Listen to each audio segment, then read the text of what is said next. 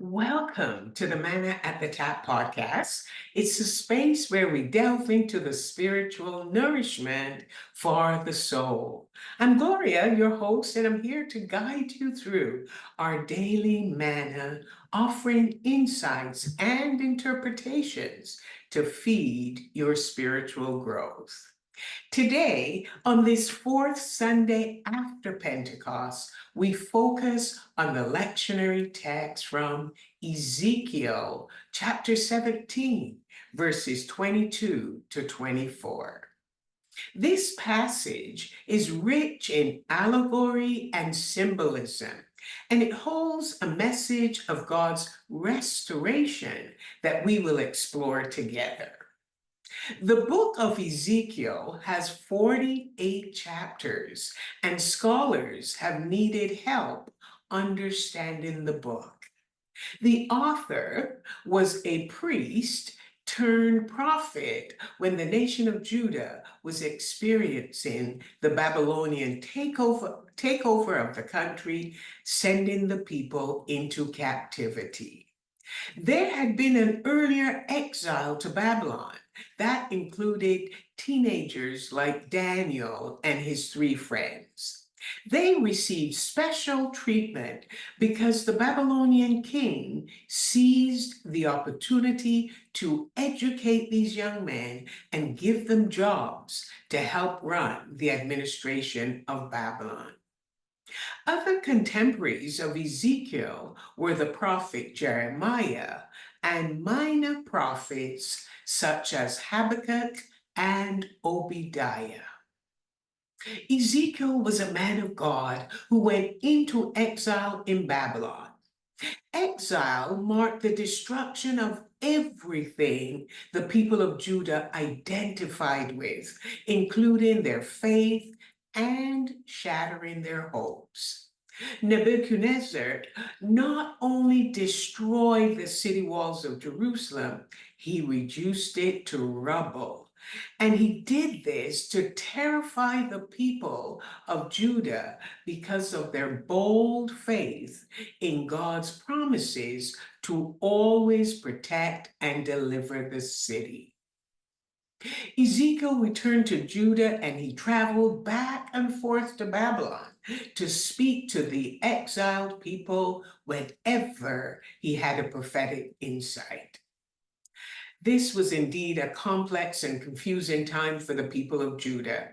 It seemed as if God was absent, yet faithful prophets like Ezekiel helped the people reframe their faith practices despite not having a temple in Jerusalem or an ordained priesthood. Allegories are stories, poems, or pictures that can be interpreted to reveal a hidden moral or political meaning. The book of Ezekiel is filled with allegories, especially between chapters 16 and 23.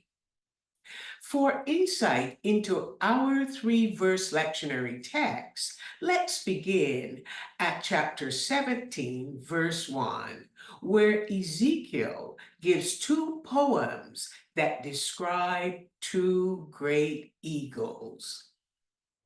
One of the great eagles takes the top sprig of a giant cedar tree and transplant it to a distant area with rich soil and plentiful water, where it flourished and set down roots.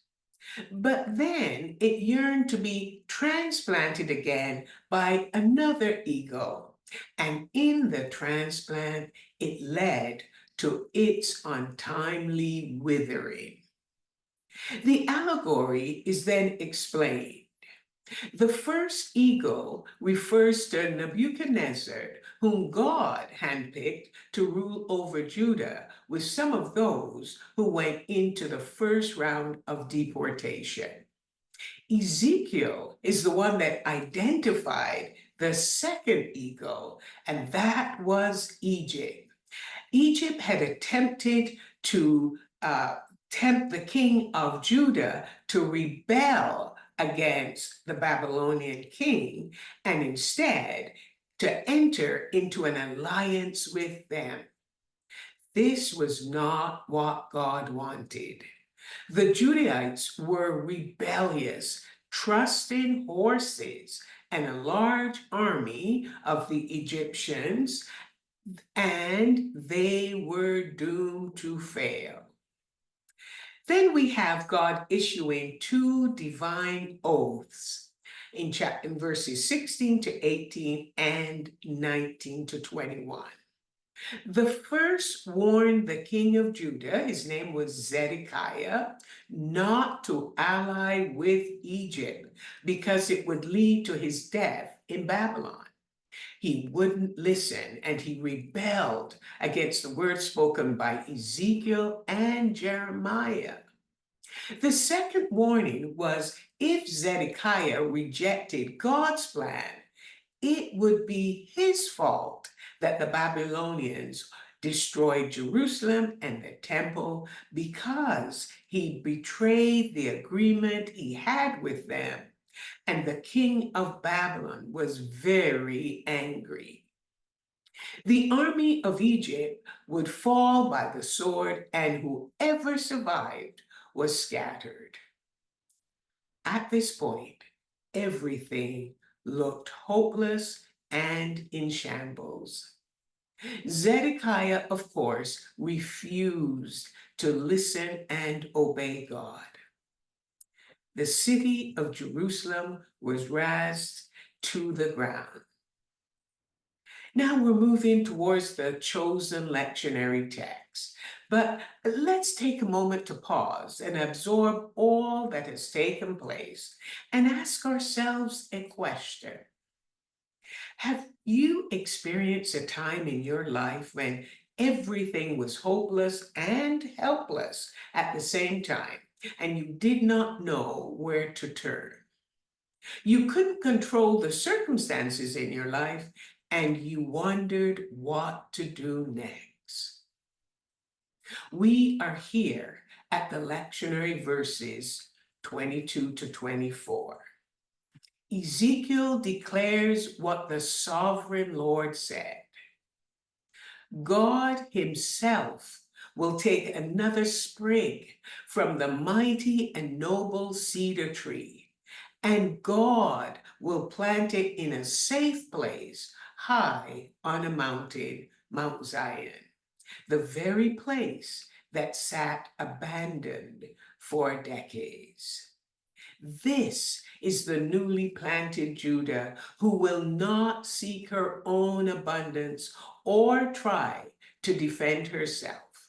Instead, God's restoration of his people will start with a sprig, but blossom into a full blessing. This is what God's grace looks like. It will be life-giving to all the nations in the world, and they will be blessed through the family of the promise given to Abraham in Genesis chapter 12. All the trees of the forest will know that the Lord is the sovereign source who gives life to all that lives. His divine power gives and takes life, builds up and tears down. That reminded me of these words from the hymn written by Edward Mote, "My hope is built on nothing less." And this phrase is from that song, "When all around my soul gives way, he then is all my hope and stay." Exile will not last forever. The sovereign Lord has the last word. He has spoken, and he will do.